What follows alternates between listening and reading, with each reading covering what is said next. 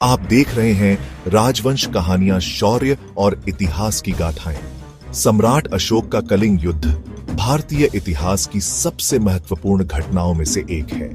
यह केवल एक युद्ध नहीं था, बल्कि एक ऐसा मोड़ था जिसने एक सम्राट की सोच, नीतियों और पूरे साम्राज्य की दिशा बदल दी।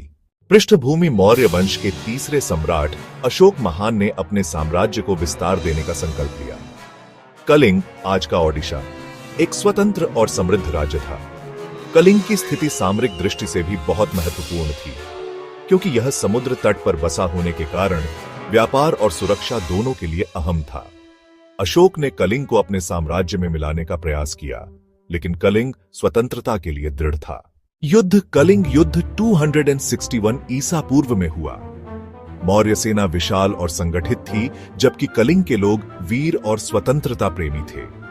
युद्ध भयंकर और रक्तपात से भरा था। माना जाता है कि इस युद्ध में लगभग 1 लाख लोग मरे गए, 1.5 लाख लोग बंदी बनाए गए और असंख्य लोग घायल हुए। अशोक का हृदय परिवर्तन: युद्ध के बाद अशोक ने जब मैदान में पड़ी लाशें, विलाप करती स्त्रियां और अनाथ बच्चे देखे, तो उनका हृदय द्रवित हो उठा। यह है भारत, वह भूमि जिसके लिए यह सब हुआ। इस भीषण विनाश ने उन्हें भीतर तक झकझोर दिया। उन्होंने महसूस किया कि यह जीत वास्तव में मानवता की हार है। कलिंग युद्ध के परिणाम: 1. अशोक ने बौद्ध धर्म को अपनाया और पूरे साम्राज्य में अहिंसा, दया और सत्य का प्रचार किया। 2.